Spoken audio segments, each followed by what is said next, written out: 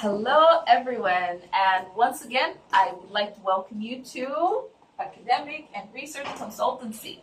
Alright, so we've been going through different types of research and we understand the components of each. So today we would like to share with you the components of a research. Now, whether you're an engineer, a doctor, whether you are a chemist, a physicist, name the field. As long as you're doing research, there are certain elements which are basic or general, which is why I am here. I can help you with research in engineering, yet I'm not an engineer. I can help you with research in medicine, yet I'm not a doctor. Why? Because the elements or the components of the research are general and they are basic. All right, so the following are what constitutes a research. So in research, we think of a proposal or a thesis.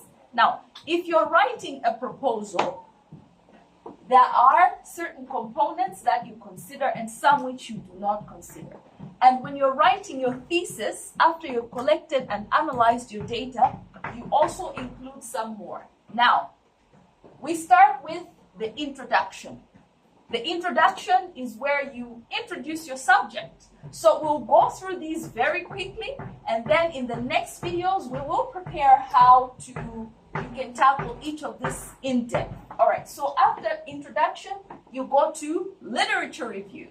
You review what other authors have written on the subject. And then next, you have methodology. After that, results. And then discussion. So in discussion, you discuss your results or findings. And now, as you're writing this, remember, you need to cite. You're not inventing the wheel. What you are doing, probably someone somewhere also did something similar. So you need to acknowledge them. Otherwise, you stand to commit one of the most serious crimes in academia, which is plagiarism, So we don't want that. So in the other videos, I will also try to go through citations. There are different types of citations. I will take you through that so that you are aware. And when you're conducting your research, you either do a qualitative or a quantitative research, or you do a mix of both.